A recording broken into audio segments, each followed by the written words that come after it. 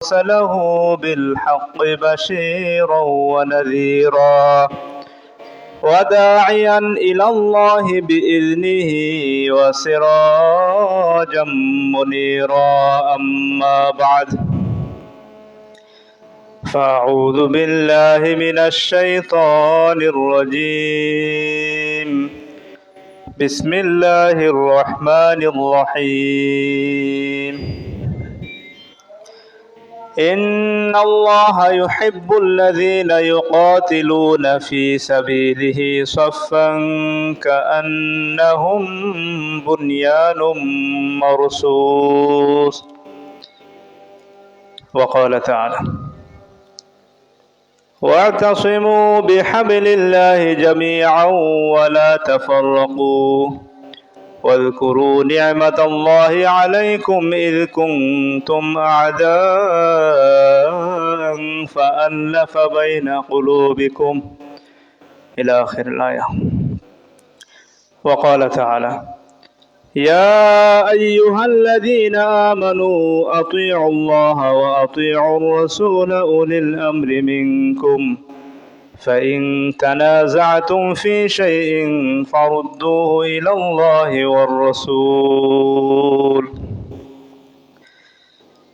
وعن الحارث الأشعري رضي الله تعالى عنه قال رسول الله صلى الله عليه وسلم آمركم بخمس الله أمرني بهن بالجماعة والسمع والطاعة والهجرة والجهاد في سبيل الله فإنه من خرج من الجماعة قيد شبر فقد خلع ربقة الإسلام من عنقه إلا أن يرجع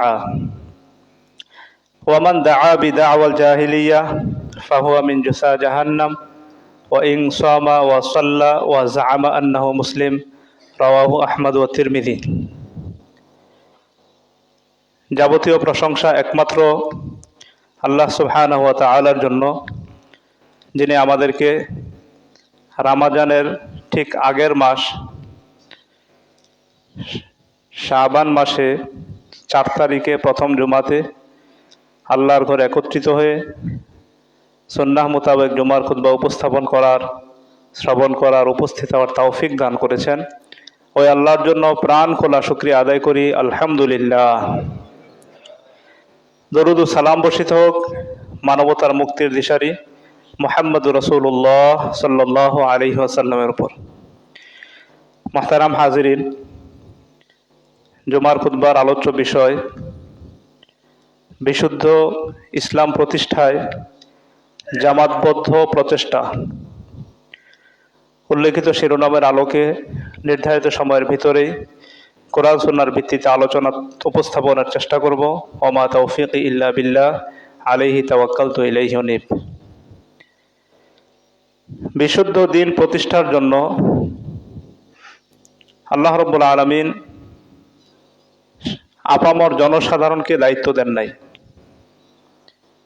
এবং কোরআন এবং সহিহ হাদিসের দাওয়াত পৌঁছানো, এই দাওয়াত কবুল করা, এটা সবার ভাগ্যও জোটে না। শুধুমাত্র যারা সৌভাগ্যবান, শুধুমাত্র যারা আল্লাহ যাদেরকে বিশেষভাবে বাছাই করেছেন, পছন্দ করেছেন, তাদের দ্বারা এই দাওয়াত কবুল করা, অন্যত্র প্রচার করা, প্রসার করা এটা হয়ে থাকে। এজন্য এটা তাওফিকের বিষয়। আল্লাহর পক্ষ থেকে যদি তাওফিক না আসে এটা সম্ভব হয় না। আর এই গুরুর দায়িত্ব পালন করেন কেবলমাত্র রাসূলুল্লাহ সাল্লাল্লাহু আলাইহি সাল্লামকে যারা মনে প্রাণে নবী এবং রাসূল হিসাবে সার্বিক জীবনের আইন ও বিধানদাতা মনে করেন, তাদের দ্বারাই সম্ভব। যাদেরকে ওয়ারাসাতুল আম্বিয়া বলা হয়, নবীদের উত্তরাধিকার বলা হয়। রাসূল সাল্লাল্লাহু আলাইহি ওয়াসাল্লাম বলেছেন ইন্না লা নুরিসু মা তারাকনা সাদাকা। আমরা কোনো নবীরা আর্থিক সম্পদ বা ধন সম্পদ ওয়ারিস রেখে যাই না। আমাদের মৃত্যুর সাথে সাথে মুসলিম উম্মার জন্য সাদাকা হয়ে যায়। আমরা কি রেখে যাই? আমরা রেখে যাই শুধুমাত্র আল্লাহর পক্ষ থেকে প্রাপ্ত ওয়াহি। ফামান আখাযাহু আখাযা বিহাযযিন ওয়াফির। যারা এই ওয়াহির বিধানকে যথাযথভাবে ধারণ করে, পালন করে, মান্য করে, তারাই নবুয়তের ওয়ারিসি সত্য পূর্ণভাবে গ্রহণ করতে পারল। অতএব আল্লাহ সুবহানাহু ওয়া তাআলার কাছে আমরা প্রত্যেকেই তৌফিক কামনা করি, রিসালাতের এই গুরু দায়িত্ব আমরা যাতে যথাযথভাবে বুঝতে পারি, বাস্তব জীবনে ঠেলে সাজাতে পারি, সেই সাথে ডুবন্ত এই সমাজকে, পতিত এই দেশকে যাতে কোরআন সুন্নাহর মুখে পরিচালিত করতে পারি, আল্লাহ আমাদের সবাইকে সেই তৌফিক দান করুন, আল্লাহুম্মা আমিন। মুহতারাম হাজিরিন, আল্লাহ রাব্বুল আলামিন জামাতবদ্ধ দাওয়াতি কাজের উপলক্ষে পূর্ণ একটি সূরাই নাজিল করেছেন, সূরা সফ। সূরা সফ অর্থই হলো সারিবদ্ধভাবে থাকা, জামাতবদ্ধভাবে থাকা। এই সূরাতে আল্লাহ রাব্বুল আলামিন বিগত বড় বড় দুইজন নবী রাসূলের উপমা বিশেষভাবে তুলে ধরেছেন। আজ থেকে 4000 বছর আগের নবী এবং রাসূল হযরত মূসা আলাইহিস সালাতু ওয়াস সালামের ঘটনাটা তিনি তুলে এনেছেন। তার উপরে আমাদের নবী মুহাম্মদ সাল্লাল্লাহু আলাইহি সাল্লামের আগের যিনি নবী এবং রাসূল ছিলেন, ঈসা আলাইহিস সালাতু ওয়াস সালামের ঘটনাও তিনি এই সূরাতে তুলে ধরেছেন। আমরা ইনশাআল্লাহ খুতবা শেষে এই সূরার সংক্ষিপ্ত একটা অনুবাদ তুলে ধরব। বর্তমানে দিন কায়েমের জন্য, ইসলামকে প্রতিষ্ঠা করার জন্য আমরা দেখতে পাই বিভিন্ন ধর্মীয় এবং রাজনৈতিক দলগুলি বিভিন্নভাবে তারা চেষ্টা করে যাচ্ছেন। কেউ মনে করছেন যে আমরা ভোটাভুটির মাধ্যমে জনগণের ম্যান্ডেট নিয়ে, জনগণের সমর্থন নিয়ে আমরা রাষ্ট্রীয়ভাবে ইসলাম কায়েম করব। অথচ বিগত কোনো নবী এবং রাসূল জনগণের সমর্থন নিয়ে ইসলাম প্রচার করেছিলেন। পৃথিবীর বুকে, আসমানের নিচে, জমিনের উপরে এমন কোনো দলিল কিতাবের আলোকে আমরা পাই না, কোরআন সুন্নাতে আমরা পাই না। বরং আল্লাহর নির্দেশ, ইত্তাবি' মা উহিয়া ইলাইকা মির রাব্বিক। রাসূল সাল্লাল্লাহু আলাইহি সাল্লামকে উদ্দেশ্য করে উম্মতে মুসলিমাকে আল্লাহর নির্দেশনা হলো, আল্লাহর পক্ষ থেকে যে দ্বীন নাজিল হয়েছে ওই দ্বীনের তোমরা অনুসরণ করো। ওয়ালা তাত্তাবিউ মিন দুনিল্লাহি আউলিয়া। আল্লাহ ছাড়া অন্যান্য সকল মতের, পথের ওলি আউলিয়াদের তোমরা অনুসরণ করো না। অথচ আমরা যদি, যেমন বাংলাদেশের যে গণভোটের একটা প্রেক্ষাপট, যেটা ফেব্রুয়ারি মাসের কয়েকদিন পরেই হবে, যে বিগত পতিত সরকারের পর ইন্টারিম যখন আসলো, তখন সারা দেশের সকল ঘরানার, সকল শ্রেণী পেশার মানুষের একটা চাহিদা ছিল রাষ্ট্রীয় বিভিন্ন কাঠামোতে সংস্কার আনা দরকার। তখন রাজনৈতিক নেতৃবৃন্দ তারা চাপ দিলেন ইলেকশনের জন্য। তখন এই বর্তমান সরকার একটা চিন্তা ভাবনা করলেন, যেহেতু 1200 লোকের জীবনের বিনিময়ে, হাজার হাজার মানুষের রক্তের বিনিময়ে বাংলাদেশে নতুন একটা অভ্যুত্থান হয়েছে, অন্তত সংস্কারের একটা পলিসি তারা অ্যাপ্লাই করার জন্য গণভোটের ব্যবস্থা করলো। এ বিষয়ে গতকালকে আমি দারুল ইমারতের ফতোয়া বিভাগে কল দিয়েছিলাম, যে আমরা এভাবে প্রশ্নটা করলাম যে আমরা জানি প্রচলিত গণতান্ত্রিক পদ্ধতিতে ভোটাভুটি এটা ইসলাম সমর্থন করে না। তার একটাই কারণ, সেটা হলো সমাজের সবচেয়ে জ্ঞানী এবং বুদ্ধিমান যে মানুষের ভোটের মূল্য, সমাজের একটা মেথডের ভোটের মূল্য সমান, এই প্রেক্ষিতে ইসলাম এটাকে সমর্থন করে না। তবে গণভোটের যে বিষয়টা, সেটা কিন্তু একটা সংস্কারের সম্ভাবনা আছে, এটা জায়েজ হবে কিনা। তখন কেন্দ্র থেকে যেটা জানানো হলো যে যে সিস্টেমের কারণে আমরা ভোটাভুটিকে নাজায়েজ মনে করি, সেটা হলো সমাজের সকল মানুষের মেধাকে সমান গণ্য করা হয় ভোটের মূল্যায়নের কারণে, ভোটের দামের কারণে। ঠিক একই কারণে গণভোট, কেউ তো দলীয় কারণে হা বলবে যে সংস্কার চাই, কেউ দলীয় কারণে না বলবে সংস্কার চায় না, কিন্তু আসলে তারা সচেতন নাগরিক না। কি জন্য সংস্কার হওয়া উচিত, এখানে সমাজের যারা শিক্ষিত এলিট পার্সন আছেন, দেশ নিয়ে যারা চিন্তা ভাবনা করেন, যদি এমন কিছু ক্রাইটেরিয়া থাকতো, মানদণ্ড থাকতো না, এই লোকগণ ভোট দিতে পারবেন, এই লোকগণ সংস্কারের জন্য পক্ষে বিপক্ষে বলতে পারেন, তাহলে একটা কথা ছিল। তো এখানে গণভোট মানে আমভাবে মেথরের ভোটের যে মূল্য, রাষ্ট্রপতির ভোটের সেই মূল্য। সুতরাং এই হিসাবে, আগের যে হিসাবে গণতান্ত্রিক পদ্ধতিতে আমরা ভোটাভুটিকে হালাল মনে করি না, বর্তমান পদ্ধতিটাকে আমরা হালাল মনে করি না। ফলাফল কি দাঁড়ালো? যখন আম মানুষের কাছে নেতৃত্ব বাছাইয়ের বিষয়টা চলে আসে, সাধারণ মানুষ কিন্তু বেশিরভাগ একটা আবেগ তাড়িত। তারা অনেক সময় দলকানা হয়ে থাকে, অনেক সময় প্রবৃত্তির পূজা করে থাকে, কিন্তু সঠিক নেতৃত্ব আসুক এটা কিন্তু যারা দলীয় কর্মী তারা সেটা অনেক সময় নাও যেতে পারে। আর ইসলাম এই জায়গাতে এসে প্রধান যে দিক নির্দেশনাটা দিয়েছে সেটা হলো, আবু মুসা রাদিয়াল্লাহু তাআলা আনহু থেকে বর্ণিত, তিনি বলেন, আমি এবং আমার চাচাতো ভাই একদিন আল্লাহ রাসূল সাল্লাল্লাহু আলাইহি ওয়াসাল্লামের কাছে আসলাম।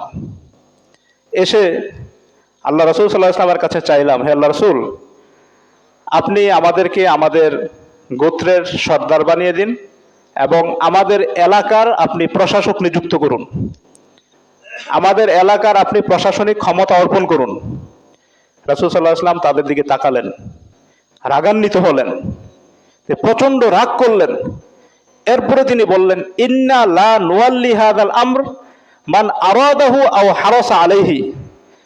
নেতৃত্ব বা প্রশাসনিক কার্য আমরা কখনো কাউকে অর্পণ করি না যে সরাসরি কামনা করে অথবা মনে মনে ইচ্ছা পোষণ করে। নেতৃত্বের লোভ ইসলামে হারাম।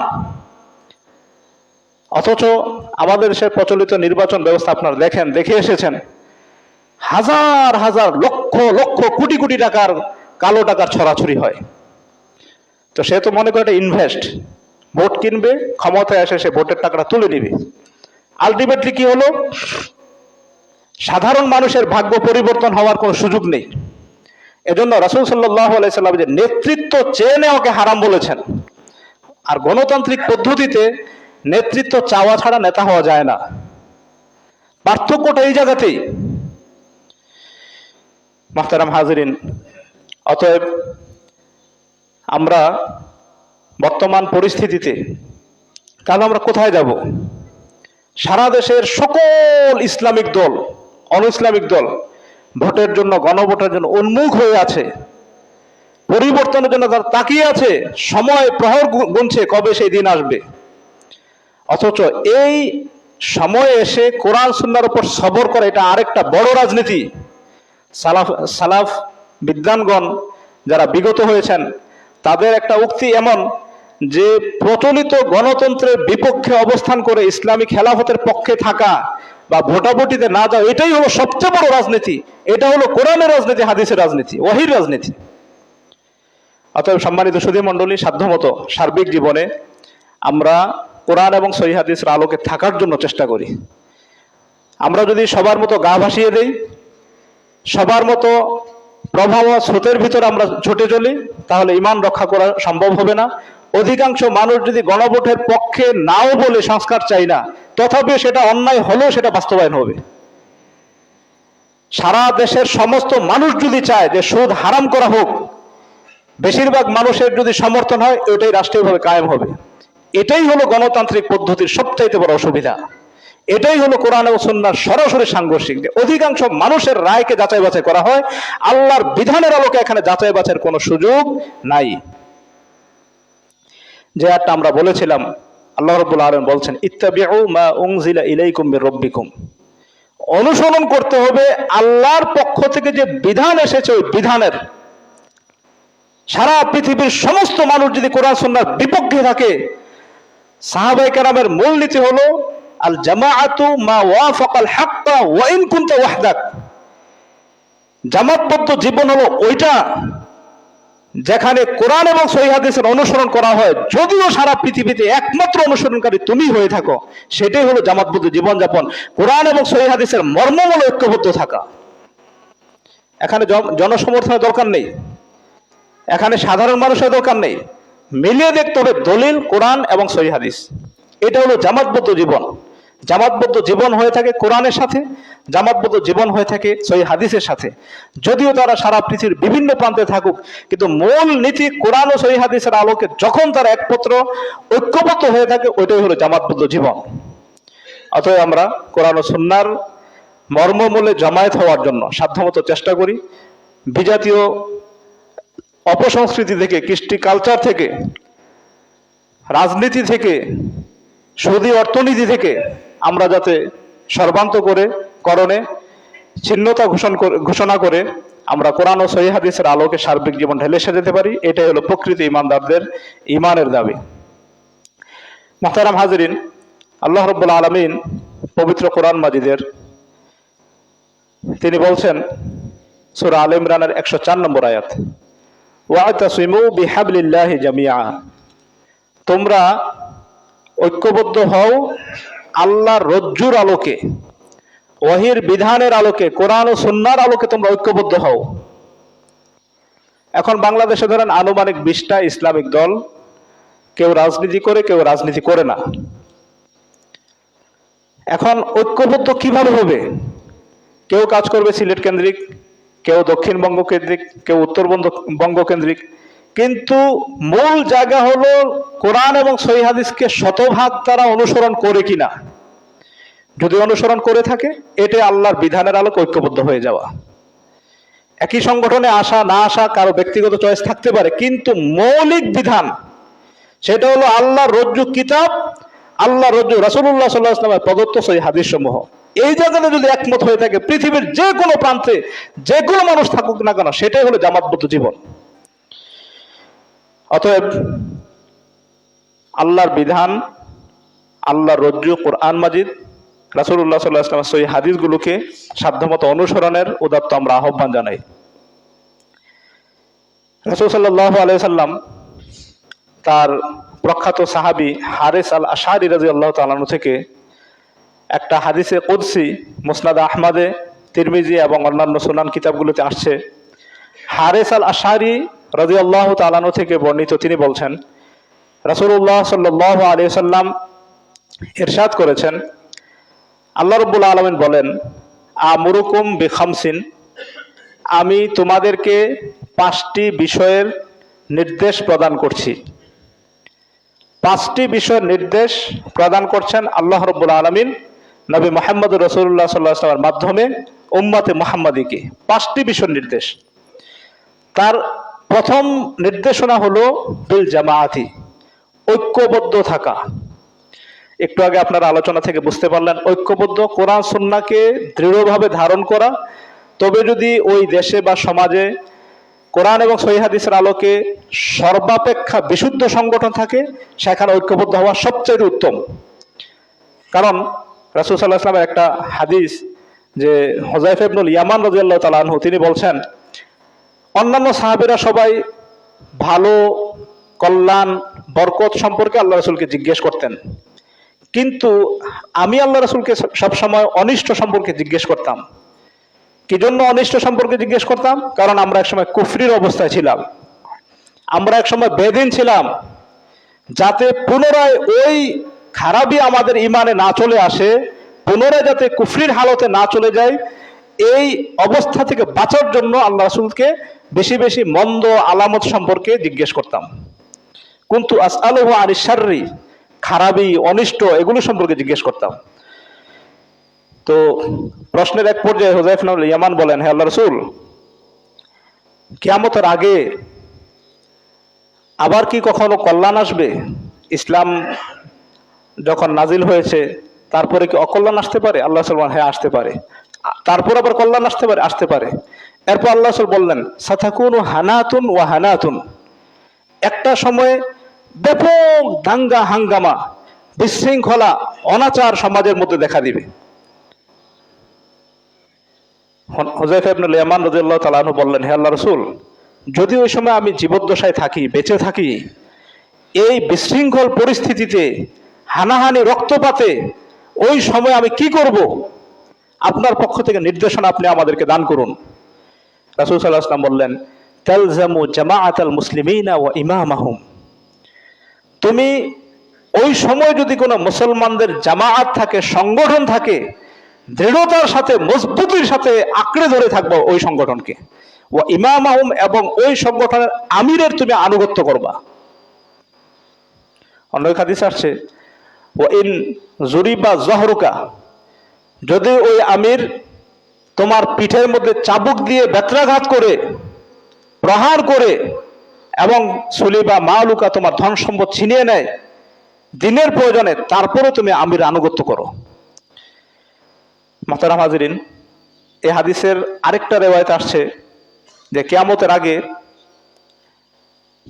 কিয়ামতের আগে যখন এমন কোন হকপন্থী সংগঠনই থাকবে না, তখন আল্লাহ রাসূল সাল্লাল্লাহু আলাইহি ওয়াসাল্লাম বলছেন যে এই হাদিসের প্রেক্ষাপটে আরেকটা হাদিস আসছে যে তুমি প্রয়োজনে কোনো বিরান ভূমিতে চলে যাও। প্রথমে বলা হয়েছে যে তুমি জামাতবদ্ধ জীবনকে ধারণ করো, আমিরের আনুগত্য করো, আর যদি সেই সময় কোনো জামাতবদ্ধ সংগঠন না থাকে, তুমি গাছের শিকড় আঁকড়ে ধরে থাকো ওই অবস্থা মৃত্যু পর্যন্ত, তথাপিও বাতিলের সাথে আপোষ করো না। হকের উপর তুমি যেখানে থাকো দৃঢ়তার সাথে লেগে থাকো। তাই হাদিসগুলোর সমন্বয়ে এটা দাঁড়ায় যে সাধ্যমতো সর্বগ্রাসী ফিতনা থেকে নিজেদের ঈমানকে হেফাজত করার জন্য জামাতবদ্ধ জীবন আবশ্যক। কোরআন ও সহিহ হাদিসের আলোকে ঐক্যবদ্ধ প্রয়াস ছাড়া এই ফিতনাকে মোকাবেলা করা কোনোভাবেই সম্ভব না। আর বিশুদ্ধ ইসলাম প্রতিষ্ঠার জন্য সবচাইতে বড় শক্তি হলো জামাতবদ্ধ প্রচেষ্টা। আপনি ব্যবসায়ী মহলে আপনি দাওয়াতি কাজ করেন, আপনি শিক্ষকতার মহলে ছাত্র শিক্ষক কমিটির ভিতরে আপনি দাওয়াতি কাজ করেন, গার্ডিয়ানদের সাথে আপনি দাওয়াতি কাজ করেন। প্রত্যেকে স্ব সেক্টর থেকে দাওয়াতি কাজের মাধ্যমে সমাজ বিপ্লব হয়। দাওয়াতের মাধ্যমে, জিহাদের মাধ্যমে, আপোষের মাধ্যমে কখনো সমাজ বিপ্লব সাধিত হয় না। আপোষকামিতার মাধ্যমে কখনো ইনসাফ কায়েম হয় না, বরং বাতিলের সাথে আপোষ হয়ে যায়।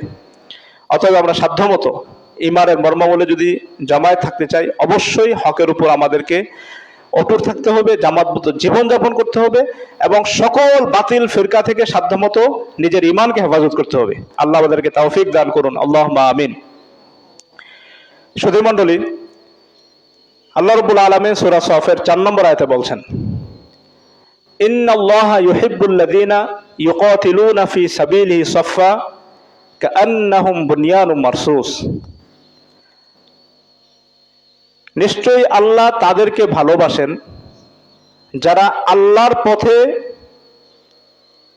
সারিবদ্ধভাবে, জামাতবদ্ধভাবে তারা লড়াই করে, সংগ্রাম করে। অর্থাৎ সংগ্রাম বা লড়াই, আল্লাহর পথে দাওয়াত, এটা দুই প্রকার। একটা হলো দাওয়াতু ইলাল্লাহ ওয়াল জিহাদু ফি সাবিলিল্লাহ। প্রথম স্টেপে দাওয়া, মানুষকে আল্লাহর পথে আহ্বান করা, অন্যায় থেকে, পাপ থেকে মানুষকে বিরত রাখার জন্য চেষ্টা করা। সকল স্তরে দাওয়াত পৌঁছানো হয়ে গেলে যদি তারপরে মানুষ ফিরে না আসে, ঐক্যমত গঠন হয়, তখন এই বাতিলের বিরুদ্ধে জিহাদ ঘোষণা করা। দুইটাই দাওয়াতের স্তর। প্রথমে দাওয়াত সর্বব্যাপী প্রচার হয়ে গেলে, তারপরে যদি মানুষ ফিরে না আসে এবং একদল মর্দে মুজাহিদ তৈরি হয়ে যায়, না এই অন্যায়কে প্রতিহত করতে হবে, তখন রাষ্ট্রীয় ফরমানের আলোকে তখন জিহাদ আবশ্যক হয়ে যায়। এই দুইটা পদ্ধতিতে হয়।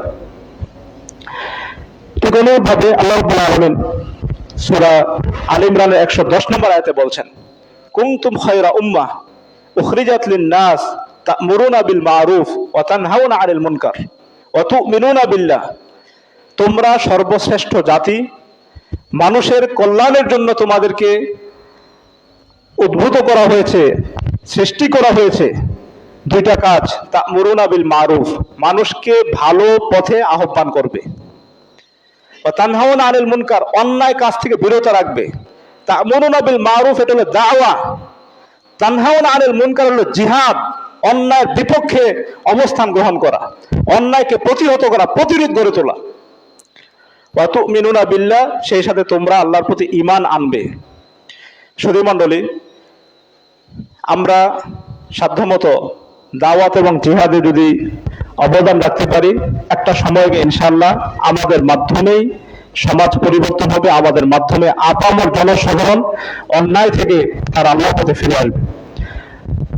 তো আল্লাহ রাব্বুল আলামিনের যে আয়াত, সূরা সফের 4 নম্বর আয়াত, কাআন্নাহুম বুনয়ানুম মারসুস, তারা এমন ভাবে দাওয়াতি কাজ করে, এমনভাবে তারা জিহাদের আঞ্জাম দেয় মনে হয় তারা সীসা ঢালা প্রাচীরের মতো। 5 নম্বর আয়াত আল্লাহ রাব্বুল আলামিন বলছেন, ওয়াইদ ক্বালা মূসা লিকওমি ইয়া কওমি লিমা তুযুনানি ওয়া ক্বাদ তা'লামুনা আন্নী রাসূলুল্লাহি ইলাইকুম। স্মরণ করো যখন মূসা আলাইহিস সালাতু ওয়াস সালাম তার উম্মতের লোকজনদেরকে বললেন, হে আমার সম্প্রদায়, তোমরা কেন আমাকে কষ্ট দিচ্ছ, তোমরা কেন আল্লাহর বিধানকে মেনে নিচ্ছ না, অথচ তোমরা জানতে পারছো যে আমি আল্লাহর পক্ষ থেকে মনোনীত রাসূল। ফালাম্মা যাগু আযাগাল্লাহু কুলুবাহুম, যখন তারা আল্লাহর বিধানকে মেনে নিল না, আল্লাহ রাব্বুল আলামিন তাদের ঈমানকে, হৃদয়কে বক্র করে দিলেন। এরপর আল্লাহ রাব্বুল আলামিন ঈসা আলাইহিস সালাম একটা ঘটনা বলছেন সূরা সফের 6 নম্বর আয়াতে, ওয়াইদ ক্বালা ঈসা ইবনু মারইয়াম লিল হাওয়ারিয়িন, যখন মরিয়ম তনয় ঈসা তার হাওয়ারি বা সাথীদেরকে বললেন, মান আনসারি ইলাল্লাহ, আল্লাহর দ্বীনকে প্রচার প্রসার করার জন্য কে আমাকে সাহায্য করবে। ক্বালাল হাওয়ারিয়ুনা নাহনু আনসারুল্লাহ, তার মধ্যে অধিকাংশ সাথী বলল যে আল্লাহর দ্বীনকে প্রচার প্রসার করার জন্য আমরা আপনাকে সাহায্য করব। তারপর তিনি বললেন, মুসাদ্দিকান লিমা বাইনা ইয়াদাইয়া মিনাত তাওরাত ওয়া মুবাশশিরান বিরাসূলিন ইয়াতি মিন বা'দি ইসমুহু আহমদ, আমার দাওয়াত হলো পূর্ববর্তী কিতাব তাওরাতের সত্যায়ন করা এবং আমার পরে একজন নবী এবং রাসূল আসবে, তার নাম হবে আহমদ, মুহাম্মদুর রাসূলুল্লাহ সাল্লাল্লাহু আলাইহি ওয়াসাল্লাম, তার সুসংবাদ প্রদান করা। এরপরে ফালাম্মা জাআহুম বিল বায়িনাতি ক্বালু হাযা সিহরুম মুবিন, যখন ঈসা আলাইহিস সালাতু ওয়াস সালাম নবুয়তের দাওয়াত তাদেরকে পেশ করলেন, এই হাওয়ারিদের মধ্য থেকে একটা দল মুনাফিকি করলো, তারা আবার বলল হাযা সিহরুম মুবিন, এই ঈসা আপনি যে দাওয়াত দেন এটা তো স্পষ্ট জাদুর মতো লাগে, এটা তো সত্য কিছু না, এটা জাদু। এরপর আল্লাহ রাব্বুল আলামিন বলছেন, ওয়ামান আযলামু মিম্মান ইফতারা আলাল্লাহিল কাযিবা, তার চাইতে সবচাইতে বড় জালেম কে হতে পারে, যাকে আল্লাহর দিকে আহ্বান করা হয়, দ্বীনের পথে ডাকা হয়, ইসলামের প্রতি তাকে আহ্বান করা হয়, অতঃপর সে ইসলামকে মিথ্যা হিসেবে আখ্যায়িত করে, ওয়া হুয়া ইউদাইল ইসলাম আল্লাহু লা ইয়াহদিল কওমাজ জালিমিন, আল্লাহ জালেম সম্প্রদায়কে হেদায়েত প্রদান করেন না। মুহতারাম হাজিরিন, 7 নম্বর আয়াতে আল্লাহ বলছেন, ইউরিদুনা লিইউতফিউ নূরাল্লাহি বিআফওয়াহিহিম, তারা তাদের মুখের ফুৎকারে আল্লাহর নূরকে নিভিয়ে দিতে চায়, ওয়াল্লাহু মুতিম্মু নূরিহি ওয়ালাউ কারিহাল কাফিরুন, অথচ আল্লাহ রাব্বুল আলামিন তার নূরকে, ইসলামের আলোকে অবশ্যই বিকশিত করবেন, যদিও কাফেররা সেটাকে অপছন্দ করে থাকে। তাহলে আল্লাহর নূর সেটা হলো কোরআন এবং সুন্নাহ। আল্লাহর নূরকে আল্লাহ রাব্বুল আলামিন পরিপূর্ণতা দান করবেন। কিভাবে দান করবেন? আমাদের মতো মর্দে মুজাহিদ যখন আরো কিছু সমাজে তৈরি হয়ে যাবে, সচেতন ভাবে কোরআন সুন্নাহর সাথে একমত পোষণ করবে, একটা সময় তাদের মাধ্যমে তৈরি হবে। রাসূল সাল্লাল্লাহু আলাইহি সাল্লাম তিনি যখন মদিনাতে আসলেন, মদিনাতে আসার পরে ইহুদিরা তার সাথে সন্ধি পোষণ করার পরেও বনু কুরাইযা সর্বপ্রথম তার সাথে বিদ্রোহ করলো, সন্ধির শর্তারোপকে তারা ছিন্ন করলো, আল্লাহ রাসূলকে হত্যার ষড়যন্ত্র করলো। সূরা তাওবা আপনারা দেখেন। ফলে আল্লাহর পক্ষ থেকে বলা হলো যে যারা সন্ধিকে লঙ্ঘন করেছে এবং তোমাকে হত্যার ষড়যন্ত্র করেছে, তুমি তাদের বিপক্ষে অবস্থান নাও, তাদেরকে প্রতিহত করো। ফলশ্রুতিতে বনু কুরাইযাকে মদিনা থেকে বিতাড়িত করা হয়েছে, অথচ তারা কিন্তু আল্লাহ রাসূলের সাথে যুদ্ধ করবে না মর্মে চুক্তিবদ্ধ ছিল।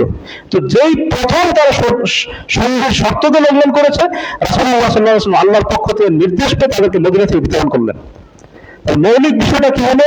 মৌলিক বিষয়টা হলো কোরআন এবং সহিহ হাদিসের সাথে সাধ্যমতো মত পোষণ করা, সাধ্যমতো ঐক্যমত থাকা কোরআন ও সুন্নাহর আলোকে। যখনই তারা কোরআন ও সুন্নাহর বিরোধিতা করবে, তখন তাদের সাথে কোনো আপোষ থাকতে পারে না।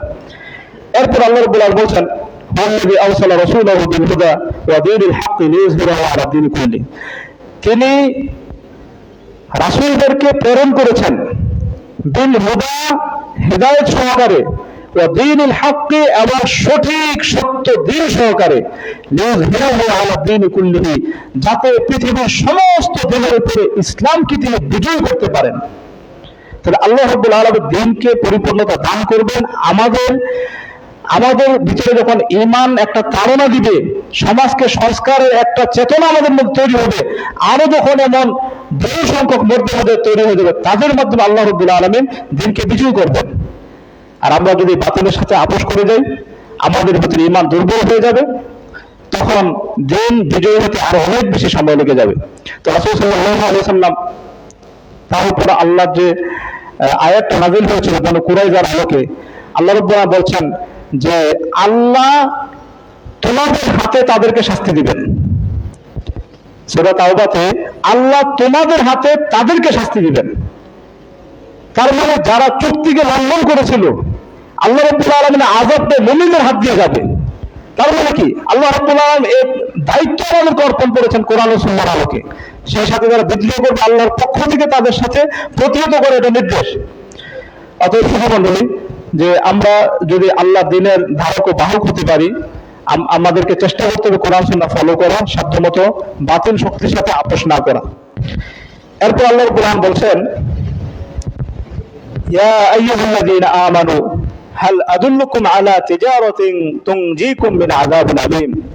হে ঈমানদারগণ, আমি কি তোমাদেরকে এমন একটা ব্যবসায়ের সুসংবাদ দিব না, খবর দিব না, যে ব্যবসাটা করলে তোমাদেরকে যন্ত্রণাদায়ক আগুন থেকে, জাহান্নাম থেকে রক্ষা করবে? তুমিনুনা বিল্লাহ, ওই ব্যবসা হলো আল্লাহর সাথে। এই ব্যবসা হলো তোমরা আল্লাহর সাথে পরিপূর্ণ ঈমান আনয়ন করবা। ওয়া তুজাহিদুনা ফি সাবিলিহি বিআমওয়ালিকুম ওয়া আনফুসিকুম, এবং সাধ্যমতো জান দিয়ে, মাল দিয়ে, সশরীরে এবং আর্থিক কুরবানি করে আল্লাহর রাস্তায় জিহাদ করবে, দ্বীনকে বিজয় করার জন্য আপ্রাণ চেষ্টা করবে। যালিকুম খায়রুল লাকুম ইন কুনতুম তা'লামুন, এটাই তোমাদের জন্য সবচেয়ে কল্যাণকর পন্থা যদি তোমরা জানতে। যদি তোমরা সশরীরে এবং আর্থিক কুরবানির মাধ্যমে দ্বীনকে বিজয় করার জন্য সর্বাত্মক প্রচেষ্টা করো, তাহলে তোমাদের প্রতিদান হলো ইয়াগফির লাকুম যুনুবাকুম। আল্লাহ রাব্বুল আলামিন এই জানমাল আল্লাহ রাস্তায় কুরবানি করার জন্য, সময় খরচ করার জন্য, আল্লাহর পথে দাওয়াত দেওয়ার জন্য আল্লাহ তোমাদেরকে ক্ষমা করে দিবেন। বলুন সুবহানাল্লাহি ওয়া বিহামদিহি। ইয়াগফির লাকুম যুনুবাকুম, তিনি তোমাদের এই জিহাদি কাজে, দাওয়াতি কাজে যারা অংশগ্রহণ করবে সবাইকে আল্লাহ ক্ষমা করে দিবেন। ওয়া ইয়াগফির লাকুম যুনুবাকুম ইয়াগফির লাকুম যুনুবাকুম ওয়া ইউদখিলকুম জান্নাত, সেই সাথে তোমাদেরকে এমন জান্নাতে প্রবেশ করাবেন, মিন তাহতিহাল আনহার, যার তলদেশে ঝর্ণা দ্বারা প্রবাহিত। যালিকাল ফাউজুল আযীম, সেটা হলো মহা সফলতা। এরপর আল্লাহ রাব্বুল আলামিন সূরা সফের শেষের দিকে এসে 12 নম্বর আয়াতে বলছেন, ওয়া উখরা তুহিব্বুনাহা, সেই সাথে আরেকটা প্রতিদান তিনি তোমাদেরকে দিবেন, সেটা হলো নাসরুম মিনাল্লাহি ওয়া ফাতহুন করিব।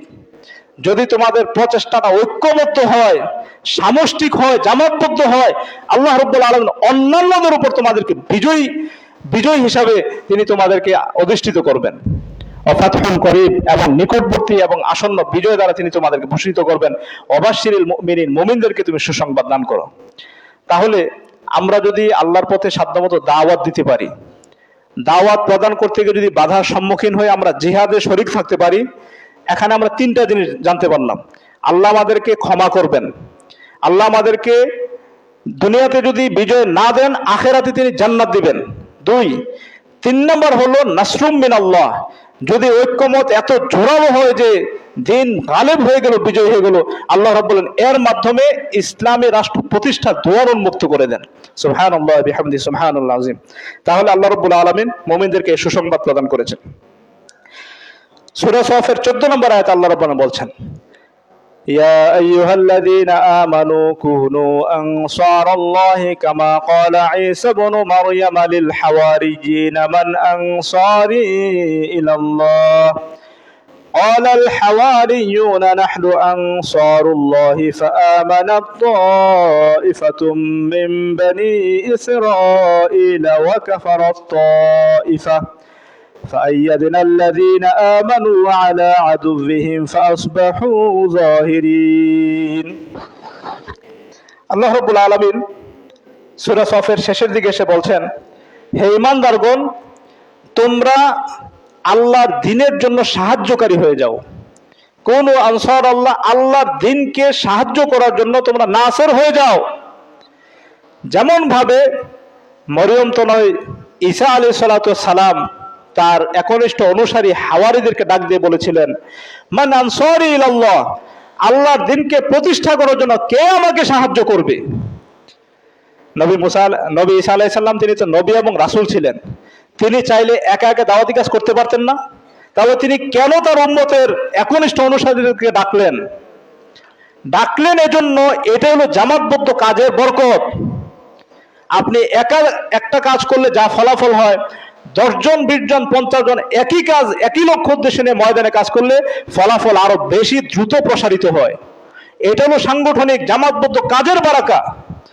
এজন্য আল্লাহ রাব্বুল আলামিন এই উপমা আমাদেরকে দিলেন যে নবী ঈসা যেভাবে তার উম্মতের একনিষ্ঠ সাথীদেরকে ডাক দিয়ে বললেন, কে আছো আল্লাহর দ্বীনের সাহায্যকারী হবে, তখন হাওয়ারীদের মধ্যে যারা একনিষ্ঠ ছিল তারা বললেন, নাহনু আনসারুল্লাহ, আমরা আল্লাহর দ্বীনের জন্য আমরা প্রস্তুত আছি। এই কথাকে আমরা বলতে পারি না? আল্লাহর দ্বীনের জন্য আমরা কি একটু একটু সময় বের করতে পারি না? এটা আমাদেরকে করতে হবে। রাসূল সাল্লাল্লাহু আলাইহি ওয়াসাল্লাম বলছেন, যদি তোমরা আল্লাহর কথা না বলো, চোখের সামনে অন্যায় হতে দেখেও যদি অন্যায়কে প্রতিহত না করো, মানুষকে হকের কথা না বলো, ইউশিকু আইয়া উম্মুহুল্লাহ বিইকাবিহি, যখন সমাজের বেশিরভাগ মানুষ পাপাচারের মধ্যে লিপ্ত হয়ে যাবে, আল্লাহ রাব্বুল আলামিন গজবে সবাইকে সমূলে ধ্বংস করে দেওয়া হবে। রাসূল সাল্লাল্লাহু আলাইহি ওয়াসাল্লাম বলে দিয়েছেন। এজন্য আমরা যদি অন্তত গজব থেকে বাঁচতে চাই, দাওয়াতি কাজে আঞ্জাম রাখতেই হবে। যেভাবে পারি সাধ্যমতো দাওয়াতি কাজে টুকটাক কিছু আমরা কথা বলি। শুধু মণ্ডলী, যদি আমরা এভাবে সামাজিকভাবে ঐক্যবদ্ধভাবে দাওয়াতি কাজ করতে পারি, ইনশাআল্লাহ ঈসা আলাইহিস সালামকে আল্লাহ যে সুসংবাদটা দিয়েছিলেন, তিনি বলছেন, নাহনু আনসারুল্লাহ, আমরা আল্লাহর দ্বীনের জন্য সাহায্যকারী হয়ে গেলাম। ফাআমানা তাইফাতুম মিন বনি ইসরাঈল, এই দাওয়াতের ফলে বনি ইসরাঈলের একটা জামাত তারা ঈমান আনয়ন করলো, ওয়া কাফারা তাইফা, আবার আরেকটা দল কুফরি করে বসলো। এরপর আল্লাহ রাব্বুল আলামিন বলছেন, ফাআইয়াদিনাল্লাযীনা আমানু, সুতরাং আমরা ঈমানদারদেরকে, নবী ঈসা এবং তার সাথীদেরকে আমরা শক্তিশালী করলাম। ফাআসবাহু যাহিরিন, ফলে তারা কাফেরদের উপর বিজয়ী হয়ে গেল। সুবহানাল্লাহ বিহামদি। মূলত এই কথাটাই হলো সূরা সফের মূল জিনিস, জামাতবদ্ধ প্রচেষ্টা, সম্মিলিত প্রচেষ্টা, ঐক্যবদ্ধ প্রচেষ্টা। এই ঐক্যতার ভিত্তি হবে একমাত্র পবিত্র কোরআন এবং রাসূলুল্লাহ সাল্লাল্লাহু আলাইহি ওয়াসাল্লামের সেই হাদিসসমূহ। এবং এই মানদণ্ডে যদি বাংলাদেশে কোনো জামাতবদ্ধ সংগঠন থেকে থাকে, এখানে যদি আমির থেকে থাকে, তার আলোকে আমাদেরকে ঐক্যবদ্ধ থেকে দাওয়াতি কাজ করা, বাস এতটুকু যথেষ্ট। সমাজের প্রচলিত অধিকাংশ মানুষের রায়ের দিকে যদি আমরা তাকাই, আমরা গোমরাহ হয়ে যেতে পারি। আল্লাহ রাব্বুল আলামিন বলছেন তার নবীকে, ওয়াইন তুতি আকসারা মান ফিল আরদি ইউদিল্লুকা আন সাবিলিল্লাহ, যদি তুমি বেশি মানুষের মতামত নাও, আম মানুষের ভোট নাও, তোমাকে সরল পথ থেকে তারা বিচ্যুত করে দিবে, আল্লাহর দ্বীন থেকে তোমাকে ফিরিয়ে দিবে। অতএব আমরা যদি ঈমানদার হতে চাই, অবশ্যই আমাদেরকে সর্বান্তকরণে ইসলাম এবং আত্মসমর্পণ হতে হবে আল্লাহর বিধানের কাছে, নবী মুহাম্মদ রাসূলুল্লাহ সাল্লাল্লাহু আলাইহি ওয়াসাল্লামের রেখে দেওয়া সর্বশেষ সহিহ হাদিসগুলোর আলোকে। আল্লাহ সুবহানাহু ওয়া তাআলা জামাতবদ্ধভাবে সমাজ সংস্কারের জন্য আমরা প্রত্যেকেই স্ব জায়গা থেকে আমরা অবদান রাখি, কিছু কিছু করে দাওয়াতি কাজ করি, কোরআন পড়ি, মানুষকে কোরআনের আয়াতগুলো শেয়ার করি, হাদিসের বাণীগুলো শেয়ার করি, কোরআন ও সহিহ হাদিসের লেকচারগুলো আমরা শেয়ার করি। এভাবে করে সমাজ সংস্কার হবে। আল্লাহ রাব্বুল আলামিন আমাদেরকে কোরআন ও সহিহ হাদিসের আলোকে দাওয়াতি কাজে আঞ্জাম রাখার জন্য, সমাজ সংস্কারে কিছু কিছু অবদান রাখার জন্য আমাদেরকে তৌফিক দান করুন। আল্লাহুম্মা আমিন। ওয়া আখিরু দাওয়ানা আলহামদুলিল্লাহি রাব্বিল আলামিন।